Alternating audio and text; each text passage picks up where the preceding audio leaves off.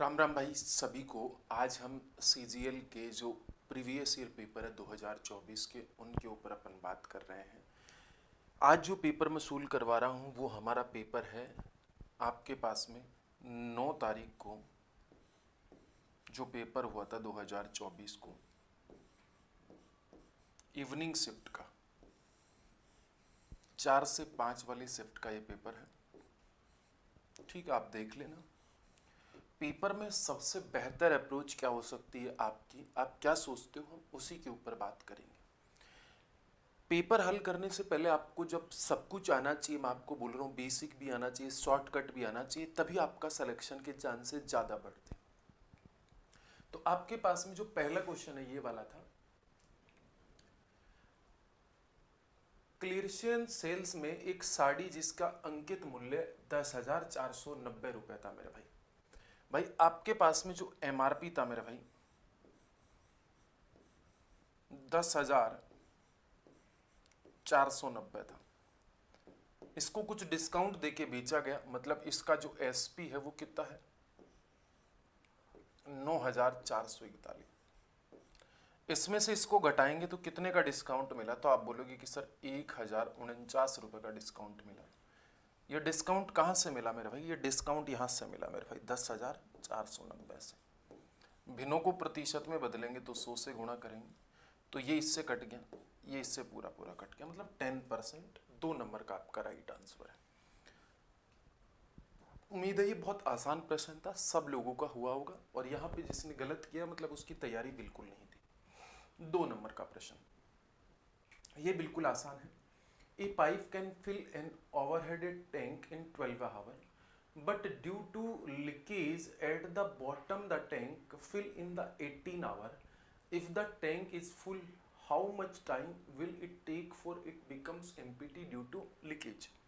आपको बोल रहा है भाई आपके पास में एक पाइप है, वो कितनी देर में फिल करता है, भाई 12 आवर में फिल करता है।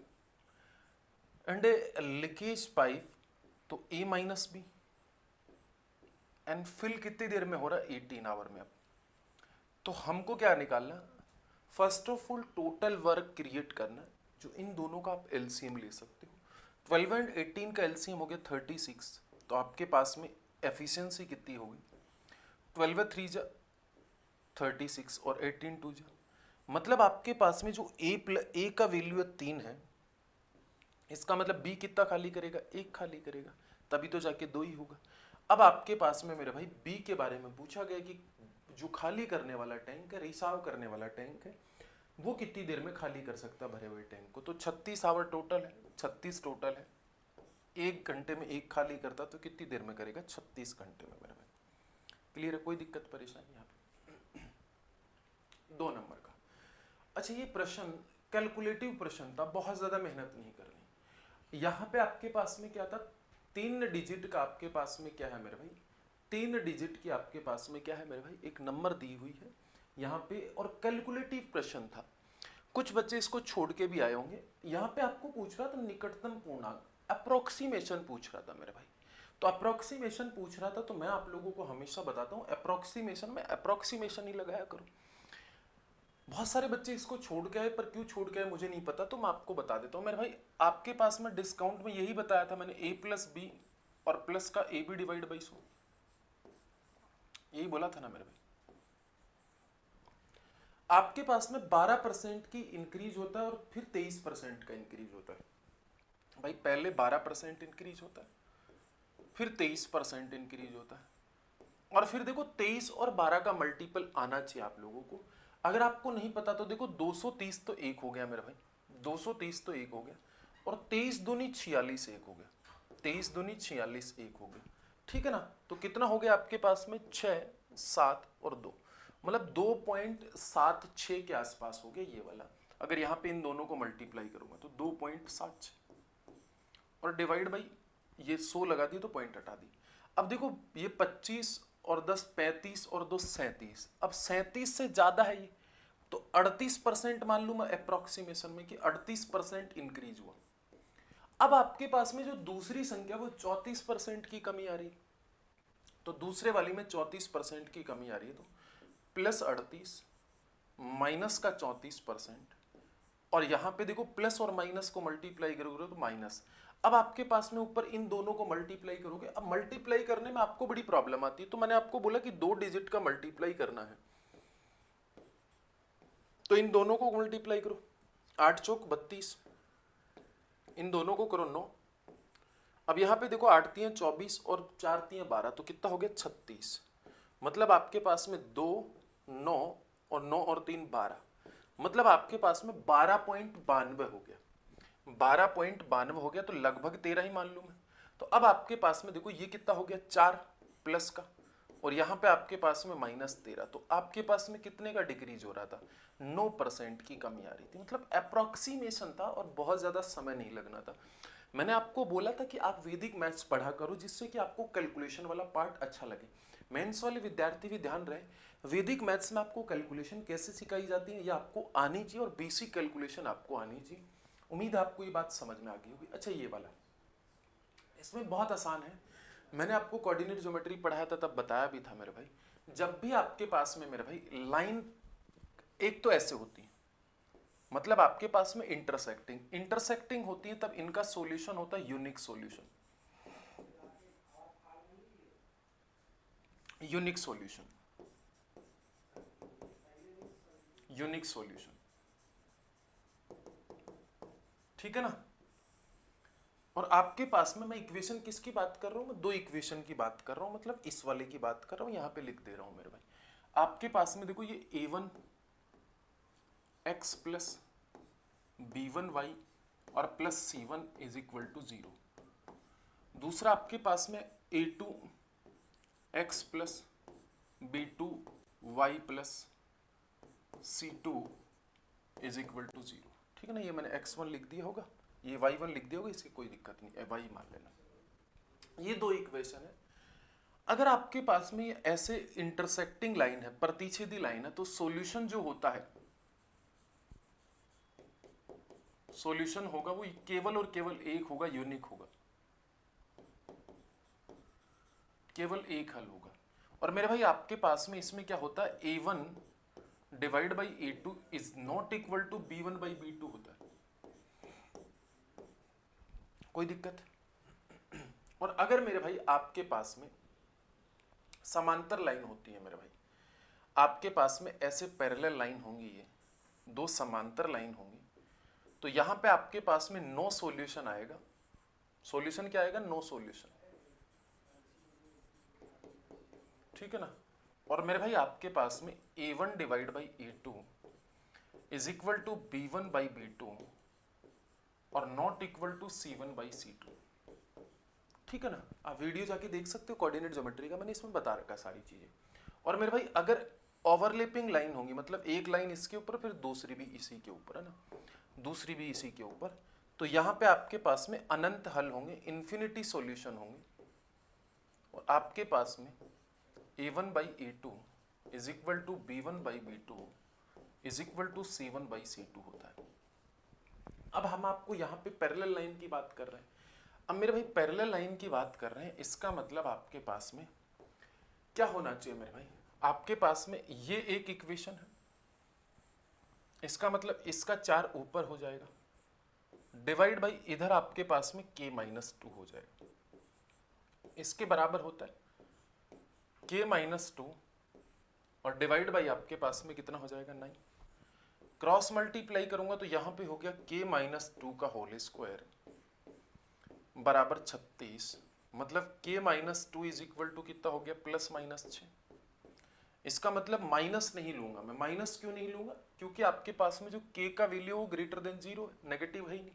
तो अब आप मुझे एक बात बताओ, यहाँ पे k-2 इज इक्वल टू 6 है, तो k का वैल्यू कितना हो गया 8 हो गया। माइनस मैंने इसलिए नहीं लिया कि k का वैल्यू पॉजिटिव है, आपको किसका वैल्यू पूछा, k² + 6 का वैल्यू पूछा, k का वैल्यू 8 है, तो 64 + 6 कितना हो गया मेरे भाई 70 हो गया। 4 नंबर का ऑप्शन राइट हो गया।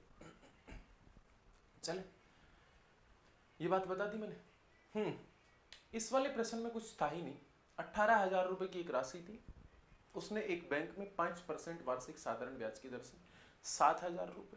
मेरे भाई आप मुझे बताओ, यहाँ पे सिंपल इंटरेस्ट का फॉर्मूला सबको पता है, आसान होता, बहुत ज़्यादा मेहनत करनी नहीं होती, ठीक है ना, कोई दिक्कत परेशानी नहीं है, ठीक है। यहाँ तक दिख रहा होगा मेरे हिसाब से ना, दिख रहा है ना यहाँ तक? अच्छा यहाँ तक भी नहीं दिख रहा, अच्छा यहाँ तक दिख रहा, ओके। तो मैंने आपको बोला मेरे भाई, आपके पास में जो सिंपल इंटरेस्ट का फॉर्मूला है वो क्या होता है, चलो ये इधर ही लिख देता हूँ भाई। 7,000 रुपये की राशि है, 7,000 रुपये की राशि है, 5% की रेट से देता 1 साल के लिए, डिवाइड बाई 100, फिर प्लस कितने परसेंट से देता है मेरे भाई। तो अब आपके पास में देता है मेरे भाई दूसरा 6% की दर से, और 6,000 रुपये 6% की देता 1 साल का, डिवाइड बाई 100, और प्लस आपके पास में 7 और 6 13, मतलब 5,000 रुपये बचा।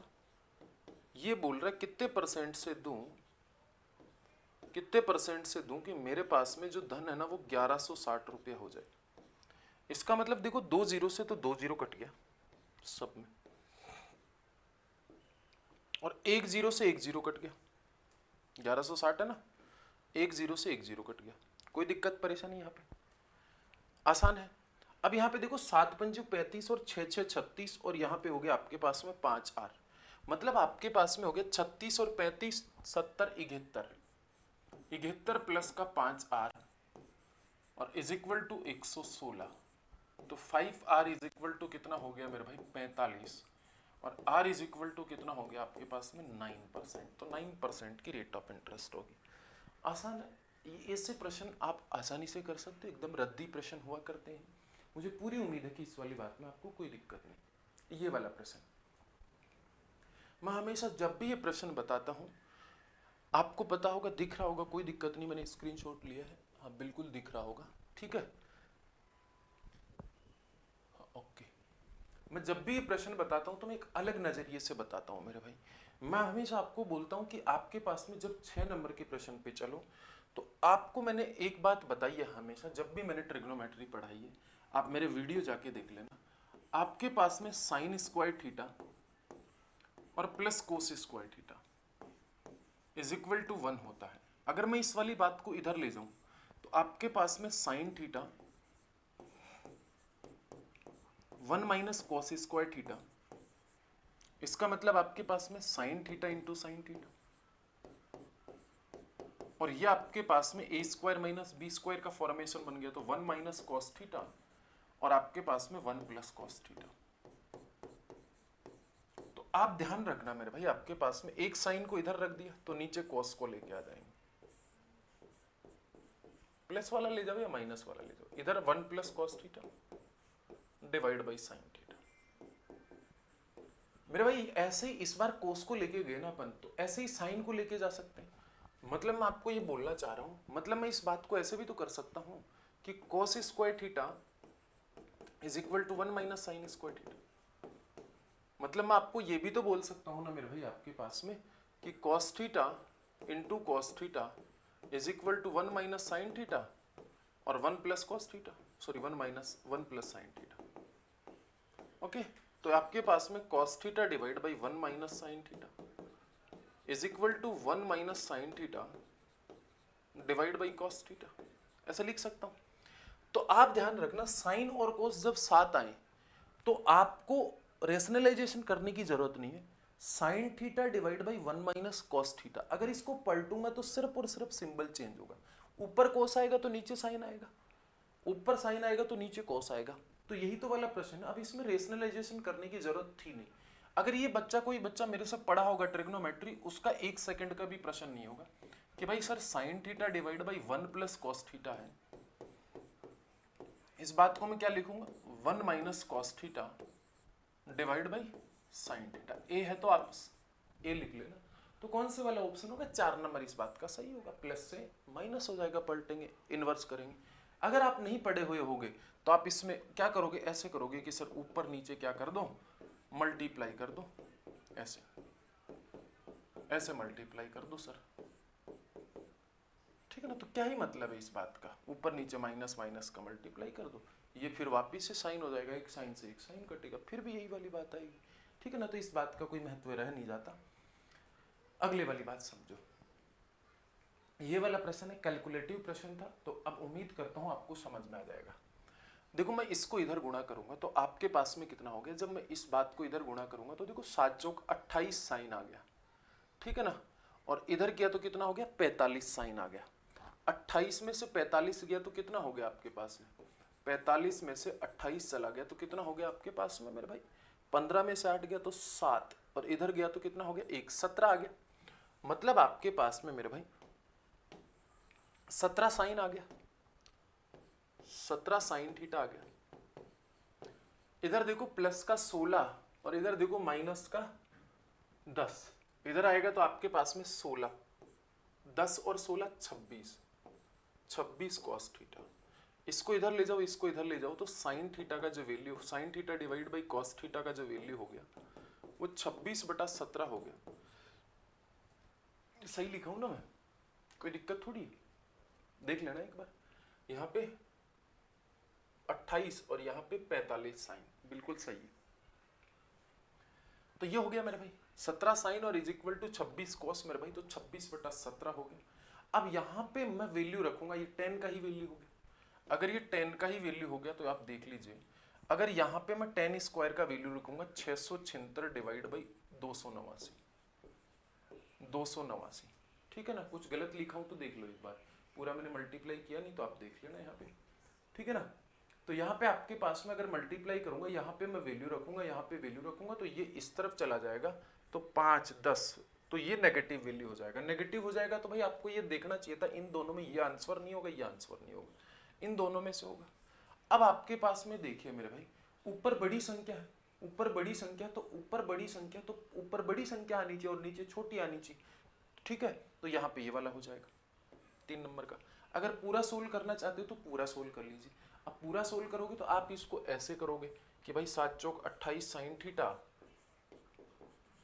और प्लस का 16 कोस थीटा, और इधर कितना हो जाएगा 45 साइन थीटा और माइनस 10 कोस थीटा। तो इसको इधर ले जाओगे तो 16 26 कोस हो जाएगा, इसको इधर ले जाओगे तो वही वाली बात आ जाएगी, ठीक है ना। तो यहाँ पे कैलकुलेशन से बचने के लिए आप ऐसे कर सकते थे, सिंपल सी बात थी, इसमें कोई महत्वपूर्ण बात थी नहीं, ठीक है ना। बाकी अगर आप वैल्यू रखना चाहते तो आप रख लीजिए, मैंने आपको कर दिया भाई। पहली बात तो नेगेटिव में आएगा तो 2 ऑप्शन वैसे ही कट गए, वैसे इसमें टिक लगा हुआ था तो मेरे लिए हो सकता है ज़्यादा आसान हो समझना, लेकिन आप इसी तरीके से करोगे एग्जाम में।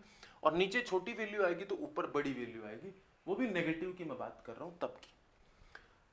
अगले वाली बात, यहाँ पे मध्य अनुपाती बताओ। मध्य अनुपाती जब भी निकालते हैं तो आपको पता आपके पास में क्या होता है, 8a² और इंटू 18a⁴, ये इससे कट गया तो a² और 18 और 8 144, मतलब 12 divide by A, 12 divide by A मतलब ये हो गया 3 नंबर का। क्लियर है, कोई दिक्कत परेशानी दिख रहा है ना सब लोगों को? ओके चलो बहुत बढ़िया बात, आपको बात समझ में आ गई, क्योंकि आसान सी बात है, मुझे उम्मीद है कि आपको बातें समझ में आ गई। ये वाला प्रश्न, ठीक है ना। ये थोड़ा सा दिख रहा है तो ठीक है, नहीं तो मैं एक बार देख लेता हूँ। ओके दिख रहा है।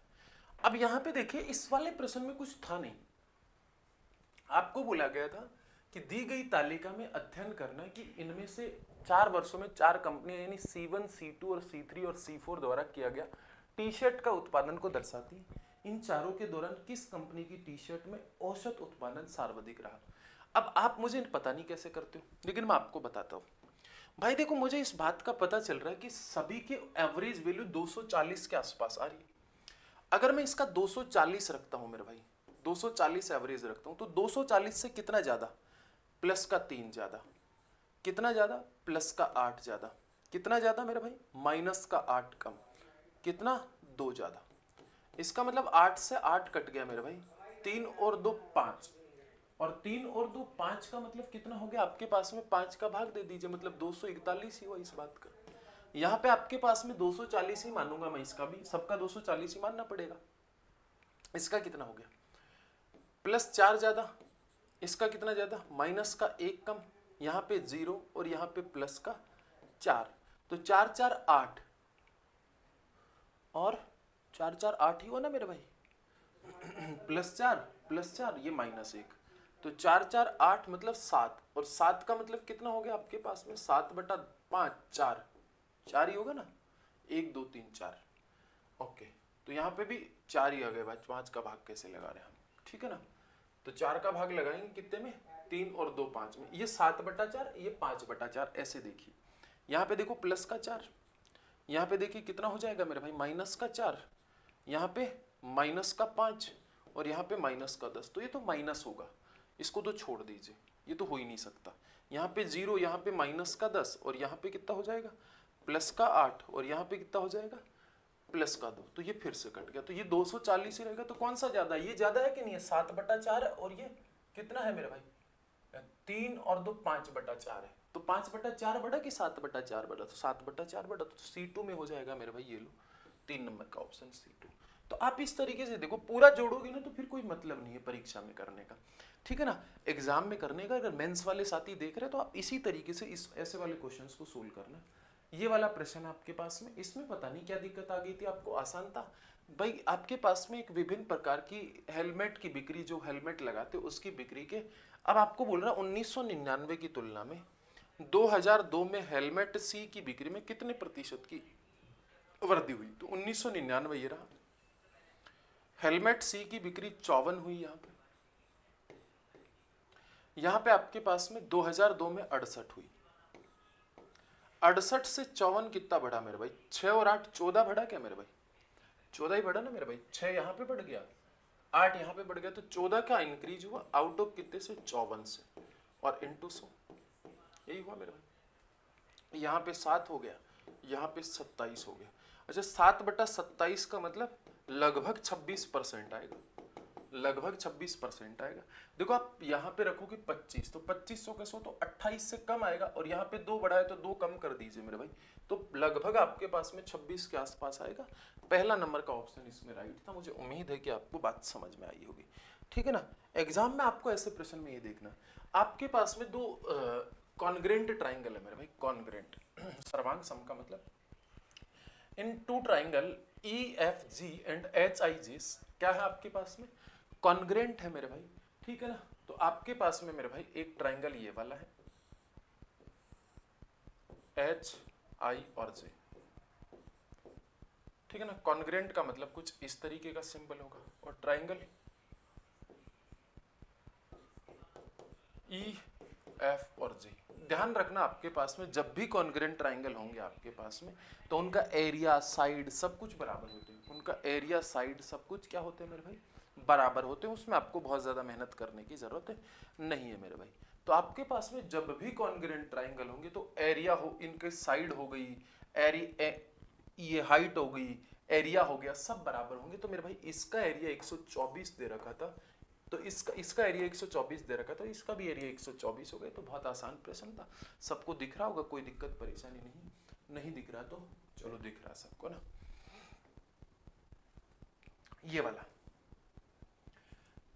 A dishonest shopkeeper claimed to sell salt at the rate of 25 rupees per kg. The purchase price of salt 25 kg. Not satisfied with this, he tried to earn profit by extracting 200 gram from each kg, ठीक है ना। यहाँ पे आपने क्या किया, इसने 2000 ग्राम निकाल लिया मेरे भाई उससे, एक मतलब 1 किलोग्राम से 200 ग्राम निकाल लिए मेरे भाई। मतलब अब वो 800 ग्राम के, तो 800 ग्राम आपको देता है, और पैसे कितने के लेता, 1000 ग्राम के। मतलब कितना हो गया आपके पास, 4 और 5।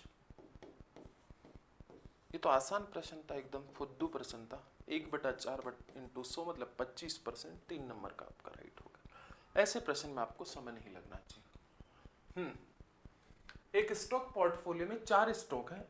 स्टॉक ए के पोर्टफोलियो में 20% को निरूपित करता। 20% का मतलब कितना हो गया, मुझे नहीं पता। अब ये इतना बड़ा प्रश्न देख के आप डर गए होगे, नहीं डरे होगे, लेकिन ये मेरे लिए बहुत फर्जी प्रश्न है।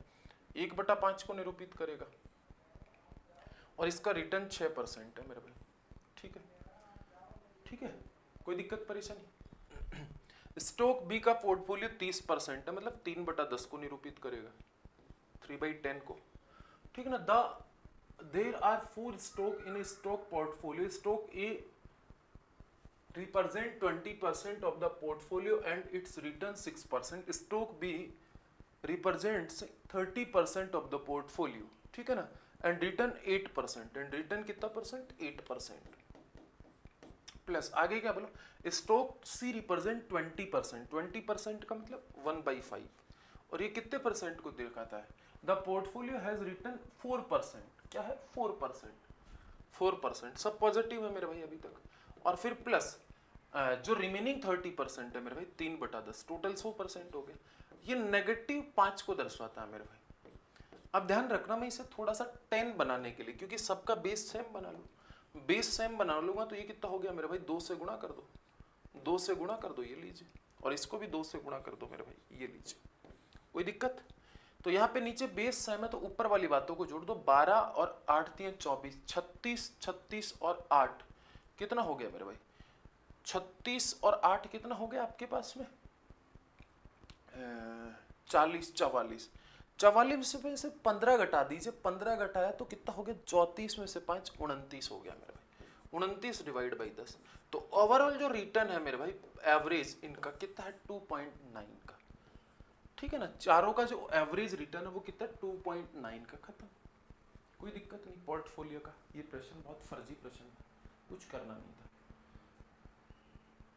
ये प्रश्न आपके पास में मैंने आपको मेरे नोट्सों में भी देखोगे तो आपको मिल जाएगा। और अच्छा मेरे नोट्स है ना, आज के नोट्स नहीं है, सबसे पहले तो एडवांस मैथ के तो 2016 के हैं, और जो बच्चे बोल रहे थे कमेंट करके कि सर ये तो काम के ही नोट्स नहीं है, ठीक है, आप जाके देखिएगा इस बार के सीजीएल के पेपर में एडवांस मैथ के उन नोट्सों से कितने क्वेश्चन आए हैं, ठीक है ना, डिक्टो क्वेश्चन उठा के आए हैं, तो यार बहुत ज़्यादा मेहनत लगती है उनमें, हाँ कुछ क्वेश्चन के लेंथी प्रोसेस है उनमें, तो और फ्री ऑफ कॉस्ट टेलीग्राम पे आप जाके ले सकते हो, आपके काम ही आएंगे, और मेंस में बहुत काम आएंगे, वो मैं आपको अभी भी बता रहा हूँ, और फिर आप रोओगे कि सर हमने देखे नहीं, बाद में देखोगे तो पछताओगे। यहाँ पे आपके पास में बोला गया कि if x, y and z are positive integer and x plus Y plus Z is equal to 1, तो 1/x plus 1/y plus 1/z का मिनिमम वैल्यू क्या होगा। मेरे भाई वैसे तो ये am और gm से होता, लेकिन उससे करना नहीं है, जब भी मैंने बोला ये प्लस प्लस में आए तो इक्वल वैल्यू बटेंगे, इक्वल वैल्यू बटेंगे मतलब इसका 1/3 बटेगा, इसका भी 1/3 बटेगा, और इसका भी 1/3 बटेगा। आप एल्जेब्रा में मैक्सिमम मिनिमम जाके पढ़ोगे, ये वाला प्रश्न वहां पे पढ़ा, ऑलरेडी पढ़ा है, ठीक है ना, और 2016 में कराया हुआ पढ़ा, 2016 के बाद से तो पढ़ाने का इतना वक्त ही नहीं मिला कि एडवांस मैथ पे आप भी पाए ढंग से, ठीक है ना, क्योंकि ऑफलाइन में जब एडवांस मैथ पढ़ाते थे तो उसका लेवल ही अलग होता था, तो 1/3, तो यहाँ पे आपके पास में 1/3, 3 ऊपर चला गया तो 3 + 3 + 3 कितना हो जाएगा मेरे भाई, 9 हो जाएगा क्या, हाँ 9 ही है मेरे भाई। आगे चलो, आपके पास में क्या है, if A cuboid length width and height respectively 8, 4 और 6, 8, 4 और 6, ठीक है ना, फाइंड द वॉल्यूम, इसका क्या निकालना, वॉल्यूम निकालना, तो वॉल्यूम क्या होता है, लेंथ विड्थ और इनटू हाइट, इसका मतलब 8 × 4 × 6 कितना हो गया, 8 6 की 48, 48 तो 50 × 4 200 में से 8 घटा दीजिए 192, 192, ठीक है ना। अब ऐसी कैलकुलेशन में समय नहीं लगना चाहिए, आगे चल लेते हैं। अच्छा ये वाला बताना आप लोगों को, अब इस वाले में पता नहीं इनमें से कौन सा राइट है, मतलब इन ऑप्शन में से मैच करना, और जब भी ऐसा प्रश्न आए कुछ लोग बोलेंगे वैल्यू पुट कर लो, कुछ बोलेंगे वो पुट कर लो, ये कर लो वो कर लो, क्या ही मतलब, इस बात का कोई मतलब नहीं, ऐसा करोगे तो सब चीजें एक जैसी होंगी, ठीक है ना। आप वैल्यू पुट भी करके देख सकते हो, मुझे इस बात का कोई एतराज नहीं है, क्योंकि अगर आप 1 और 1 रखोगे मेरे भाई, यहाँ पे 2 और 2 रखोगे, 3 और 3 रखोगे, 4 और 4 रखोगे, 5 और 5 रखोगे, तो सब कुछ बराबर ही आएगा।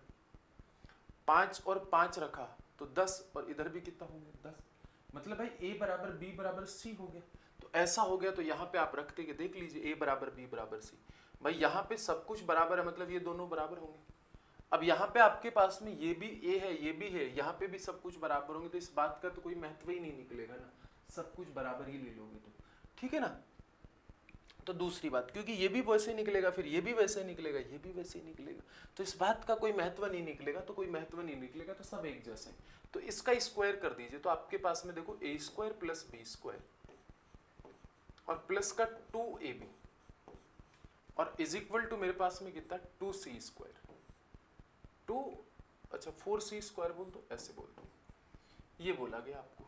तो अब आपके पास में मेरे भाई यहाँ पे क्या दिया गया है, पहला ऑप्शन क्यों दिया गया, पहले ऑप्शन में देखो ए और बी की सारी टर्म है यहाँ पे, ठीक, और यहाँ पे सी की टर्म है, यहाँ पे सी की टर्म है। दूसरे वाले ऑप्शन में क्या दिया गया है, अब आपके पास में ये वाली नेगेटिव टर्म नहीं होनी चाहिए थी, पॉजिटिव ही टर्म होनी चाहिए थी सी की, तो ये नहीं हो सकता, ठीक है ना। यहाँ पे आपके पास में मेरे भाई इधर b इधर लेके चला गया, b इधर है तो पॉजिटिव होना चाहिए, इधर चला गया तो नेगेटिव होना चाहिए, तो ये भी नहीं होगी। कंपैरिजन से आप इस बात को करो, और ये वाला भी नहीं होगा क्योंकि यहाँ पे आपके पास में c नेगेटिव नहीं होना चाहिए, c पॉजिटिव ही होना चाहिए। यहाँ पे जाके नेगेटिव हो सकता लेकिन इधर भी तो पॉजिटिव होना चाहिए, और यहाँ पे अगर b आ गया तो क्या होना चाहिए था, नेगेटिव होना चाहिए था। इसका मतलब सिर्फ और सिर्फ एक ही ऑप्शन मैच कर रहा है यहाँ पे, ये वाला बी वाला। कंपैरिजन से आप अगर आप इस बात को करोगे तो ठीक है, बाकी वैल्यू पुटिंग कई सारे तरीके हैं आप कर लेना, लेकिन कंपैरिजन से आप इस बात को करना मेरे भाई। चलो अगले वाले पे चल लेते हैं, ठीक है। ये 3 कंपनी है मेरे भाई आपके पास में, जिसमें आपको क्या दिया गया, ये जो वैल्यू है ये ग्रीन वाला प्रोडक्शन ऑफ कैपेसिटी है, और production of the in year in 2018 है। तो 2018 में जो टोटल प्रोडक्शन है 140, 190 और 150, तो 150 और 150 300 हो गया, 300 और 480 टोटल प्रोडक्शन हो गया मेरे भाई। अब आपको पूछ रहा है इसमें से कि सी ने कितना प्रोडक्शन किया, तो 150 मेरे भाई, और इनटू टोटल 100। आपको यही पूछ रहा होगा अगले वाले प्रश्न में। अगले वाले प्रश्न में पूछ रहा है मेरे भाई कि आपके पास में number of the refrigerator in 1000, रेफ्रिजरेटरों की संख्या, कंपनी ए, कंपनी बी और company C. Production of the capacity, production in the 2000 year, 2018 में उत्पादन कंपनी सी द्वारा उत्पादित रेफ्रिजरेटरों का कुल कितना प्रतिशत है मेरे भाई। प्रोडक्शन इन द ईयर, आपके पास में प्रोडक्शन इन द ईयर ये रहा, प्रोडक्शन इन द ईयर 2018 में production in the year 480 into 150, और ये हो गया। यहाँ पे कितना हो गया मेरे भाई, ये इससे कट गया, 3 से कटा तो 5, और यहाँ पे कितना हो गया 16 × 48। अच्छा 1/16 का मतलब कितना होता है मेरे भाई, 6.25, और इंटू 6 का कितना हो जाएगा, 5 का 6 पंजू 30, और इधर हो गया प्लस का 1.25, कितना हो गया 31.25 है क्या, कहाँ है 31.25, ये रहा। अब आप किस तरीके से करते हो, ये वाली बात है। ये तो एकदम फर्जी वाला प्रश्न, कुछ करना नहीं। एक चोर है ना, 600 मीटर की दूरी को देखता है, चोर को देखता है, पुलिस वाला उसका पीछा किया, चोर और पुलिस क्रम से 12 और 15 का डिफरेंस कितना हो गया, 3, ठीक है ना भाई। आपके पास में सापेक्ष डिस्टेंस देखेंगे ना, ठीक है ना, रिलेटिव स्पीड आपको देखनी पड़ेगी 3, और दूरी कितनी है 600 मीटर की। 600 मीटर डिवाइड बाई ये किलोमीटर में है, तो इसको मीटर पर सेकंड में बदलेंगे मेरे भाई, तो कितने से गुणा करेंगे, 5/18 से, 18 ऊपर चला गया मेरे भाई, 3 6 18, और ये कट गया 12 पंजे 60, 120, पार्ट्स का नहीं बेहतर, 720 सेकंड आ गया। लेकिन आपको किस में पूछा, मिनट में, तो 60 का भाग लगा दीजिए, तो 12 मिनट आपका राइट आंसर आ जाएगा। आगे चलो, ये 11 का रूल, अब आपके पास में 11 से डिविजिबल होना चाहिए, तो 11 से डिविजिबल होना चाहिए, तो बड़ा फर्जी प्रश्न है। कुछ नहीं करना, आपको क्या करना, इनको जोड़ना, एक छोड़ के एक को ना, तो कितना हो गया आपके पास में 8 8 8 16, यही हो गया ना। इसको जोड़ा, इसको जोड़ा, इसको जोड़ा और इसको जोड़ा, कितना हो गया 8 8 16, 8 8 16 और 5 और 4 कितना हो गया 29 हो गया ना। देखो 8 और 8 16 और 4 20 और 5 25 हो गया, सॉरी 25, ठीक है ना। और माइनस का इधर कितना हो गया मेरे भाई, इधर आपके पास में 7 और 4 11, 11 और 6 16, तो 16 प्लस का के हो गया। अब के की जगह क्या रखूं कि 0 आ जाए मेरे भाई, 9 रखूंगा, 9 रखूंगा, ये लो खत्म, ठीक है। ये विभाजित हो जाएगा। 11 का डिविजिबिलिटी रूल आपको